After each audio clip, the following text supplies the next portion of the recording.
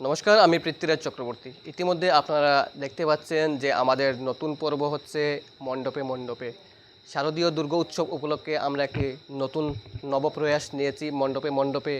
এই পর্বে আমরা চেষ্টা করছি কাঠিগড়া বিধানসভার অন্তর্গত গ্রামাঞ্চলের যেগুলো পুজো আছে সেই পুজোকে তুলে ধরার, সেই পুজোর প্রারম্ভিক ইতিহাস, অজানা কিছু তথ্য আমরা জানার প্রচেষ্টায় আছি।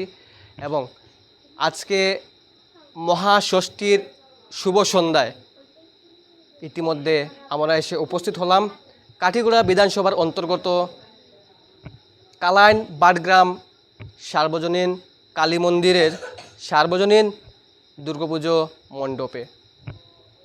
আমরা এই পুজো কমিটি যারা আয়োজক রয়েছেন এবং গ্রামে যারা বয়োজ্যেষ্ঠ প্রবীণ রয়েছেন ওনাদের সাথে কথা বলবো। এই পূজার কিছু তথ্য আমরা জানবো, কী ধরনের কী আয়োজন রয়েছে।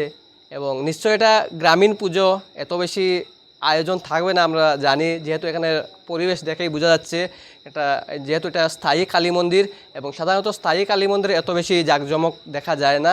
এবং মন্দিরগুলোতে অন্যান্য পুজোর তুলনায় মন্দিরগুলোতে একটু সাত্ত্বিক পূজা হয়, যেটা আমার মনে হয়। তো আপনাকে স্বাগত জানাই। আপনার নাম? আমার নাম শৈলেন রায়।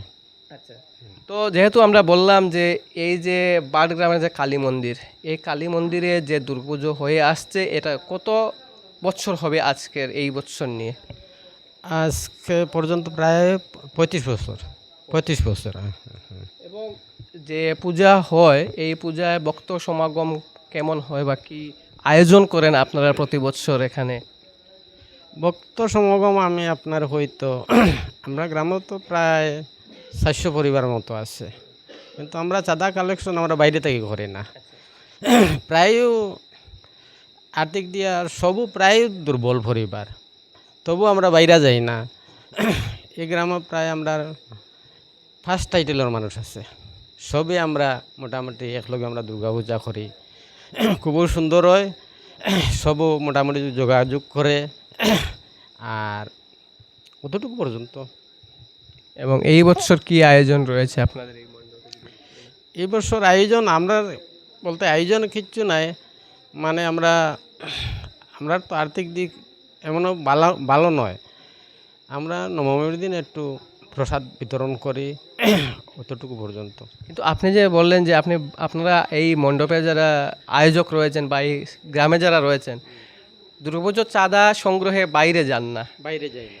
সেই বিষয়টা কেন যান না? এটার একটা কারণ থাকবে নিশ্চয়। না, আমরা বাইরে যাইতে আমরা লজ্জা করে যাই হোক আমরা তা দিয়ে আমরা পূজাটা করি। ঠিক আছে, ধন্যবাদ।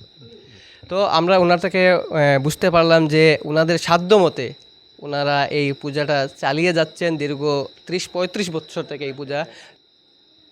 একটা কথা বলতে হয়, খুব দুঃখের বিষয়, আসামের হৃদয়কারা জনপ্রিয় শিল্পী প্রয়াত জুবিন গার্গ, আমার সম্মুখে এমন একজন ব্যক্তি রয়েছেন যিনি কোনো ধরনের শিক্ষা প্রতিষ্ঠানে যাননি গান শিখতে, পেশায় একজন রাজমিস্ত্রি, এবং উনি খুব সুন্দর গান করেন। যেহেতু বললাম যে প্রয়াত জুবিন গার্গ, জুবিনবিহীন এবারের পুজো, যদিও মা এসেছেন কিন্তু জুবিন নেই আমাদের মধ্যে। গড়ের সন্তান আসামের জুবিন গার্গ প্রয়াত। আমরা জুবিন গার্গের দুই একটি গান শুনব। উপস্থিত রয়েছেন একজন ব্যক্তি যিনি খুব সুন্দর গান করেন, আমরা ওনার থেকে দু একটি গান শুনব। বলতে পারুন জুবিন গার্গের প্রতি শ্রদ্ধাঞ্জলি স্বরূপ এই গান। তো প্রথমে আপনাকে স্বাগত জানাই। আপনার নাম? আমার নাম পিন্টু নাথ। ঠিক আছে, যেহেতু আমরা খবর সূত্রে জানলাম এবং কিছু গণমাধ্যমে দেখলাম যে আপনি খুব সুন্দর গান করেন, তো এই যে গানের প্রতি আগ্রহ কবে থেকে আসলো? এটা ছোটোবেলা থেকে, মানে আমি কোনোদিনও গান শিখতে যাইনি, আর আমি নিজেই জানি না। আমি ছোটোর থেকে যখন আমি কথা বলতে শিখেছি বা আমি যখন তোরা বড়ো হয়েছি, তখন থেকে আমি মানে আমার মুখে গান ছিল, ওটাই আমি জানি। আর এই গান আমি ছাড়তে পারিনি, আর এই গানটা আমার এখনও রয়ে গেছে। আর তাই আমি নিজে নিজে গান গাই, কোনো জায়গাতে যাই না, কেউ আমাকে বলেও না, কেন কেউ জানে না আমি গান গাই। আমি নিজে নিজে গান গাই, নিজের মনে শান্তি লাগে। ঘাটে মাঠে ওই জমিনে ধান খেতে গিয়ে গান গাই। আমরা এই পর্ব বেশ লম্বা করব না, শেষের পূর্বে আমরা আপনার থেকে দু একটি গান শুনবো। ঠিক আছে, আপনি যখন বলছেন তাহলে তো আমি তো আর না করতে পারবো না। আপনি যখন এসেছেন তাই আমি বেশি না দুটো গান বলবো। আর তাও তো আমি মানে প্রকৃত শিল্পী নই। সেটা তো আমরা জানি, আমি বলেই দিলাম যে আপনি কোনো ধরনের শিক্ষা প্রতিষ্ঠানে যাননি, শিক্ষা গ্রহণ করেননি, আমি নিজের থেকে একজন নিজের প্রচেষ্টা, আমি একজন রাজমিস্ত্রি। একজন রাজমিস্ত্রি। তাই আমি নিজের মানে মনে আনন্দে গান গাই।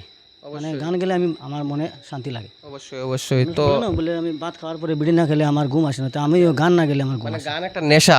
এটা আমার নেশা, কাছে। মানে পেশা পেশা নয়, এটা আমার নেশা। আচ্ছা, তো আমরা গান শুনতে চাই, আর বেশি সময় নেব না আপনার থেকে। তাই আমি গান গাইবো। অবশ্যই। ঠিক আছে। দিল तू ही बता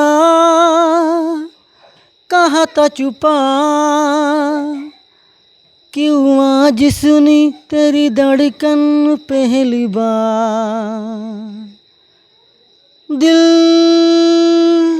तू ही बता कहाँ था छुपा, क्यों आज सुनी तेरी धड़कन पहली बार। आ दिल ने मेरे सुन ली तेरे दिल की पुकार। दिल तू ही बता कहाँ था छुपा, क्यों आज सुनी तेरी धड़कन पहली बार। दुनिया झूठी लगती है, सपना सच्चा लगता है, चुपके तेरी बाहों में सब कुछ अच्छा लगता है। ये ऐसी हवा